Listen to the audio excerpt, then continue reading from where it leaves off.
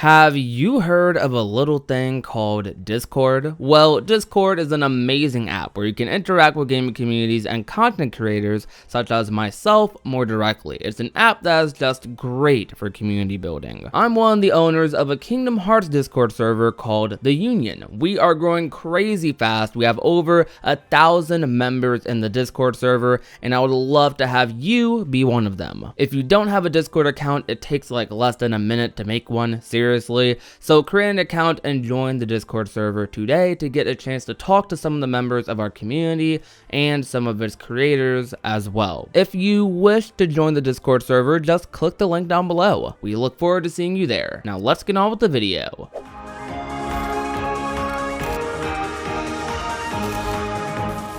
What is going on, ladies and gentlemen of YouTube? My name is Prodigy, and welcome to another video on the channel. Today, guys, we're going to be talking about some bosses that we would like to see in Kingdom Hearts 3. Now, this is something I'm really excited to talk about, and I have a really exciting guest here today as well. He's been blowing up so much in the Kingdom Hearts community. I had to get this person on this video. He's been doing tons of breakdowns, tons of analysis. He's just a great person overall. So, welcome, Roxas. How's it going, dude?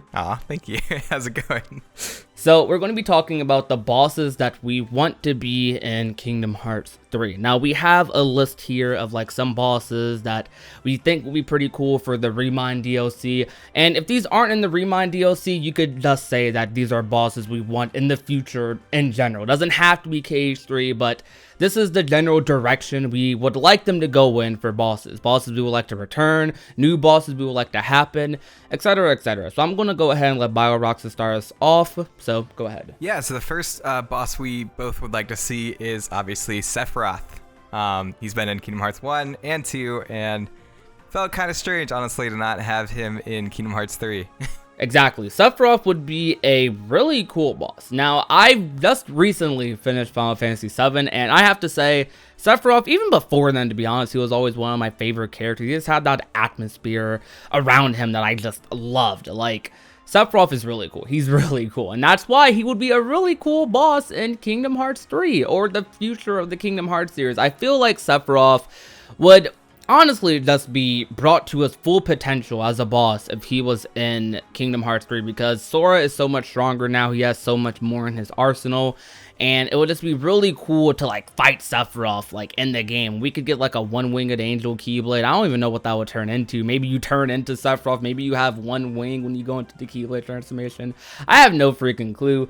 Like, I just think Sephiroth would be a really cool boss. Like, you can see some footage here on screen of like Cloud's fight with Sephiroth in Kingdom Hearts 1 and in Kingdom Hearts 2, and it just looks so good. I'm so sad we didn't get to see that in Kingdom Hearts 3. Now, I'm sure that Final Fantasy characters were in Kingdom Hearts 3, Sephiroth probably would have came. So Sephiroth not being in KH3 is probably a result of the lack of Final Fantasy characters in general. Like ReMIND, I think we have a very strong possibility of potentially visiting a Radiant Garden, for example, because if we're going to be researching a lot more about the Foretellers or Union Cross, which I'm sure Ansem the Wise and his apprentices are all going to be researching about a lot. They're going to be researching the data of the Unchained Key world thingy magic. I don't even know what to say. That whole plot's confusing. We'll probably be going to Radiant Garden using Ansem's computer, whether that be in Twilight Town or Radiant Garden. I feel like that would be really cool. And that kind of segues into the next thing we wanted to talk about, which is the Foretellers. The Foretellers being data fights, or being fights. They don't have to be data fights because they're around now. Like, they exist. They're in modern time, like as of the epilogue, which was an amazing cutscene, by the way. So if you want to talk about that for us. Yeah, no, I would love to see the Foretellers. One, just because how awesome would it be to fight like these lost Keyblade masters, but also like it'd be really cool to finally see their combat fleshed out.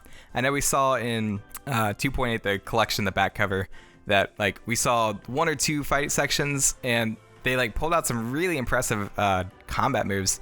So it'd be cool to actually like fight them and see a full-fledged battle between them, and see their fighting styles and what magic they can use, and just see like what like the Age of Fairy Tales had to offer in terms of like combat options and attacks.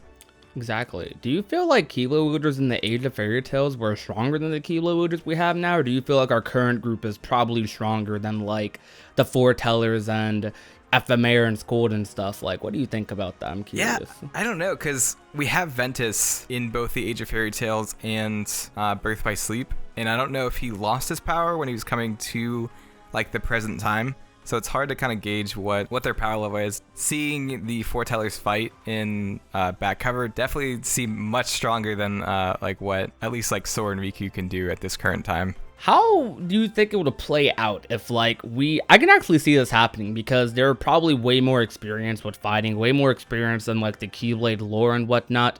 So I wouldn't be surprised if like in a Kingdom Hearts game in the future, if Sora or Riku or Terra probably would do this, if he tried to challenge the Foretellers and just got washed, like that would be really cool and also really funny at the same time. Like, yo, imagine a Sed and Terra matchup, because they're actually like, yeah, right? Most people compare Terra to a Sed. Like that would be very interesting. Yeah, or like just like to see like the Lingering Will, like the hardest boss fight from Kingdom Hearts 2, just get like easily like one shot by one of the Foretellers would just like be insane. that would be badass. Like, that would definitely like set power. the tone. Yeah, right? That would totally set the tone.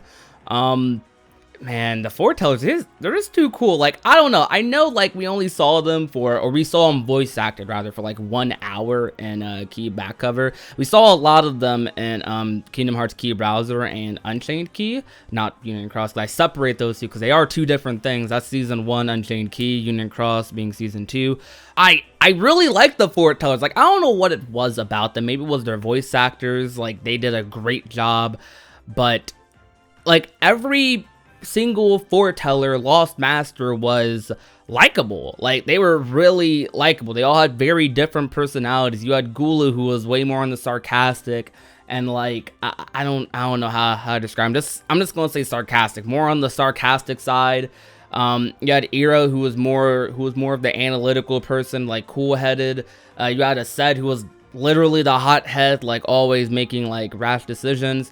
You had Envy, who was the quiet, silent type. You had Ava, who was like, she was the little girl who wanted everyone to be nice.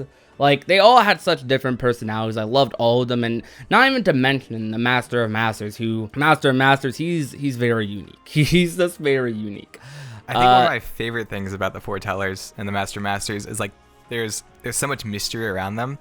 But the way that they did the writing for those characters is, it's not like, I don't know how to word it, but like the Master Masters, like he's mysterious, but you know he's like really powerful and he knows like so much.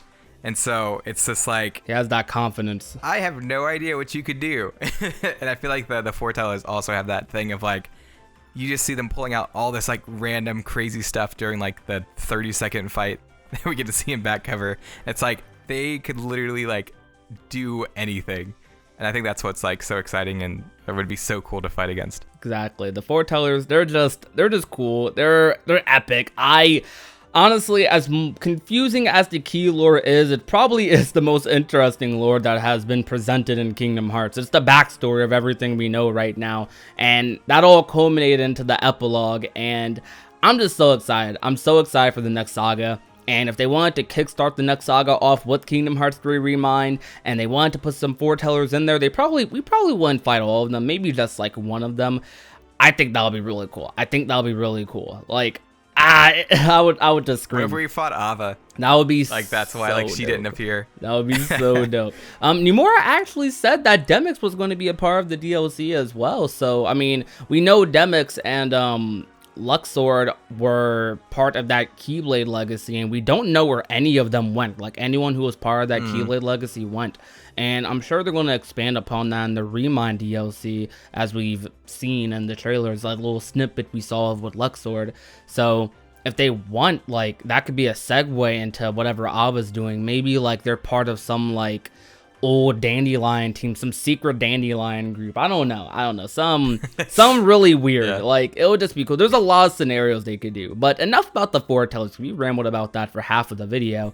Yeah, let's talk about the next thing, because we have like 2 or 3 more bosses that we want to talk about. So I'm gonna go ahead and talk about the Verum Rex crew. Now, I made a recent video about this, and Zora would be the coolest boss ever, and I'm just gonna leave it at that. I think he could be the secret boss for Kingdom Hearts 3. It's not Dark Inferno. I've always known Dark Inferno wasn't it because we've always had in Final Mixes our true secret boss fights in Kingdom Hearts 1, The Unknown, 2, Lingering Will, and Birth by Sleep. We had Terranort as Aqua. So it would just be interesting for sure to have the Verum Rex crew be the secret bosses, or have Yozora be the secret boss. Dark Inferno definitely felt like how like Sephiroth felt in Kingdom Hearts 2. Like it was kind of hard, but like with all the abilities and like the level that you have at the end of the game, it's like pretty easy to take them out. So yeah, Yozora would be so cool to fight. And another boss that I would like to see is either Heartless. I know not a lot of people like the Dark Inferno, but I thought it was really cool to just stumble onto a strong Heartless, not really knowing what it is and it being really mysterious, and then just attacking you.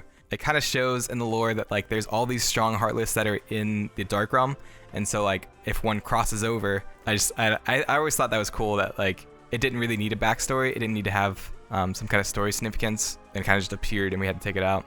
Exactly. It made like that common enemy type, the Heartless, like just feel, it added a lot more weight to that name, you know what I mean? Like being a Heartless, because it's so vague, but like, because sometimes when people think of Heartless, they think of shadows, but then you get thrown like strong beings like Skull from the Frozen World or Dark Inferno, and it's really cool to see like a strong Heartless, like a normal enemy type, but like just a strong version of it. One other boss I thought would be really cool. In Kingdom Hearts 2, we saw Cloud dealing with dealing with darkness in his heart, and so I thought it'd be kind of cool to find Cloud, but he's fallen to the darkness, kind of like with Aqua and how she fell to the darkness. I think that'd be kind of a cool twist to like fight someone that you thought was a friend. That's a dope idea, actually. Like, because, you know, in the lore of Kingdom Hearts, at least, like, I believe it's implied that Sephiroth is just the dark part of Cloud. So imagine fighting like a Cloud who's been consumed, I guess, by Sephiroth, and then like freeing him of that, and then you fight like Sephiroth afterwards. That would be so cool if that was, yeah. Like if that was like the Kingdom Hearts 3 like Sephiroth version of the fight, where like the first phase is like you find Cloud and he's like taken over by darkness, and you push Sephiroth out, and then the next phase is like fighting Sephiroth. Yo, then Cloud's in your party. So cool. And then you have Cloud. Yo, yeah. You got me hyped. Sorry, that got me so hyped. That would be awesome. And then the Keyblade that you get would like, it could turn into like, the first form change would be the Buster Sword. It could be like Cloud's kind of moveset, and then the second could be the, what is it, the Marasma or Masamune, and then it would be like these like quick strikes. That'd be so cool. Anyways, sorry. that would be so clean. But out of all these bosses like we've talked about, which, if there was only one of these bosses could happen, which one would you pick? Foretellers, for sure. Foretellers all the way. Foretellers? What about you? All right. For me, I'm gonna have to go with Yozora, cause like he's the most interesting, and I know he's going to be the person we talk about like a lot going into the future of Kingdom Hearts. And reviewing like the Verum Rex trailer and reviewing the secret endings, like I'm just hyped for this dude. Like this dude's cool. Like he seems kind of broken as well. Like, to be honest, his moveset will be very interesting. He'd probably be one of the hardest bosses, like maybe in Kingdom Hearts history, because I feel like he just has that type of potential in him. Like he'd probably be really fast. What's his weapon he has? I don't know what it's called, but it's like this little, it's like this sword with like a beam in it, and then he has like this pistol, and that has some weird properties. Like he turned this one thing into like a ball of energy, and then like sliced through it in the trailer. Oh yeah, I remember that. Yeah, like he would just be very unique, very unique. Yeah. That you could technically say that could be like our Noctis secret boss or something. I don't know if you wanna go there. But if not Yozora, yeah, it'd probably be Sephiroth for me. As much as I love the Foretellers, like I miss my Sephiroth boss, and Yozora looks too cool, so I'd have to go with like those two. But the one I would go with would be Yozora, so that's me. But that's gonna pretty much be it for today's video. Those are some of the bosses that we would like to see for Kingdom Hearts 3. I hope you guys enjoyed this ramble session on the channel. You guys are used to those by now. But I had a lot of fun sitting here talking about this with my friend Roxas. Thank you so much for coming on this video. Really appreciate it. We have a video. Sorry. I was saying thanks for having me on here. I appreciate it. Oh, no problem, man. We have a video on his channel, actually, where we talked about the possibility of growth abilities being in Kingdom Hearts 3, why they should, why they shouldn't be in. It's a very podcasty-like discussion that Roxas should have up around now, actually. If it's not up right now, it should be up sometime today or tomorrow. I'll have a link at the end card of the video, actually, if you want to see it, as well as at the top of the comment section. Also, his channel will be at the top of the comment section as well, so go subscribe right now, because if you aren't subscribed to him, if you haven't watched his videos yet, you are definitely missing out. He's making some of the most unique videos in the Kingdom Hearts community right now, and I want you guys to support him. So thank you guys for watching today's video. If you enjoyed, leave a like, share the video with a friend or family member, and last but not least, if you have not already and want to become a part of the union, all you have to do is hit that red little subscribe button down below. My name is Prodigy, and I will talk to you guys soon. Peace out.